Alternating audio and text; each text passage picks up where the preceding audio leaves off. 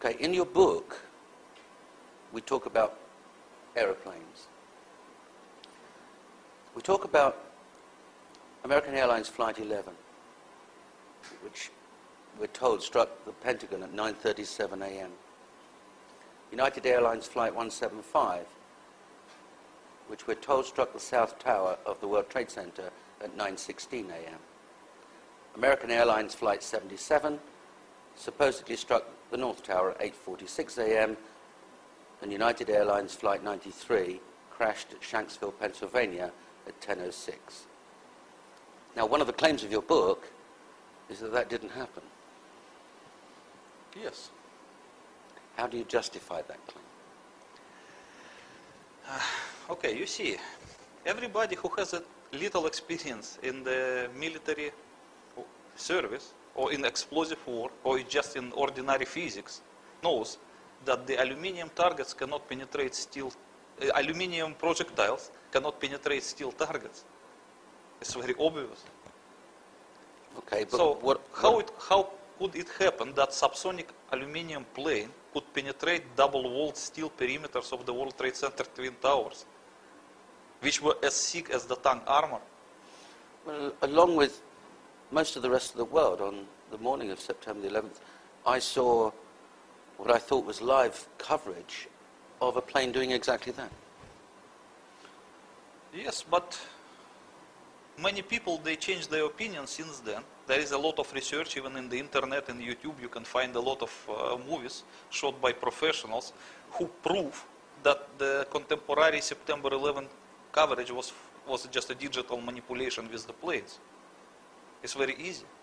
Because first of all, there was about 17 to 19 second delay with the real time when they showed this. Secondly, when the planes hit the tower and disappeared inside, at that moment when the plane touched the tower, there were a few black frames in the original images, which points to the digital manipulation very clearly. Yes, in fact, later in the day was only one film available of the first plane striking, and that was from a French camera crew. Yes. And later in the day, there are more versions of the second plane striking, and they are from various sources, but it turns out that those sources are not live, they've received them from someone else. Yes, For example, CNN says this is not live, yes, yes. courtesy of someone else. Yes. And you're saying your case is that there was a change or a digital manipulation in the tape recording of that crash. Yes, I can even show it, some of the samples. Just this one is one of the examples, as you can see. Yes, quite clearly. There's a blank screen, isn't there? Yes. The first is different background. Here is brownish, here is bluish, here is white. And here you can see the approaching plane. And this plane already penetrated the tower, and you can see the nose of the plane sticking from the opposite facade of the tower. Yes. And then completely black frames, yes. which are about 16 in reality in that footage. And then only the orange fireballs of the Hollywood style begin to appear. So you're saying it's quite easy to digitally manipulate what all of us saw? Well, I'm not a cameraman and I'm not a film producer, but I think so. It's not so difficult. Well, let's stick with what you do know, the plane. The plane was traveling at 400-500 miles an hour. Would that make a difference as far as its penetration capability is concerned? No, it is very low speed in terms of penetrating capabilities, because everybody knows, I say not everybody, the people who has a little knowledge about the military know that in order to achieve penetrating capability, the armor-piercing artillery shell has to fly at least at the speeds of Mach 3 to Mach 4. And that will only enable it to achieve the ability to penetrate the tank's armor. And besides of all, the actual core of the artillery shell, it does not make from steel. It's made from either tungsten or depleted uranium. Because the material, it has to be a little bit harder than the actual tank's armor. So what do you think about the aluminium target traveling at subsonic speed? How can it penetrate steel? So are you saying that if a 757 or a 767 crashed into the World Trade Center at the 78th floor, in reality, it wouldn't penetrate inside, it would just fall down outside? It will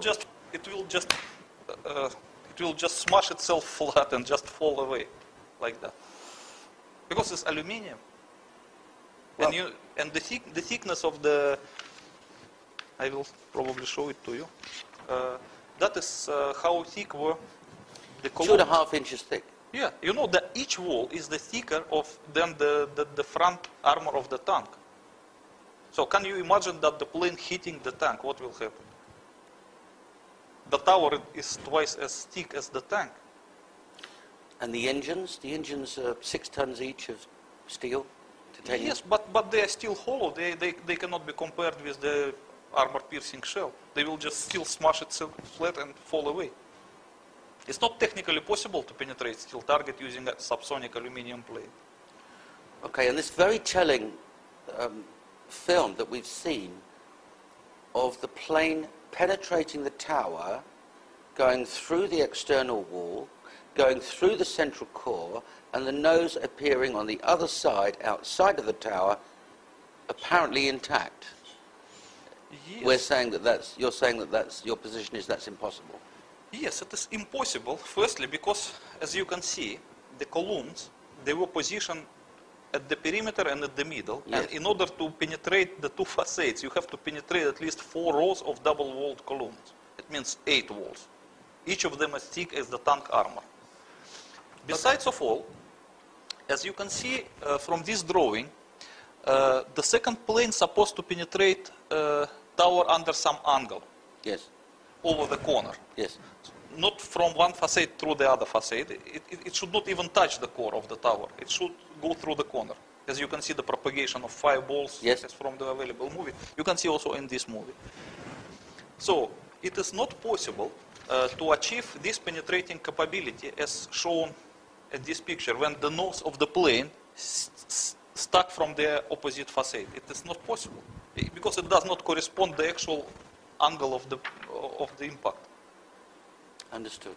So of course all of it points to digital manipulation.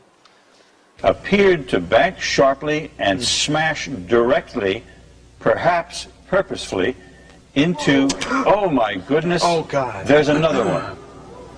Oh my, perhaps purposefully, into, oh my goodness, oh God, there's another one.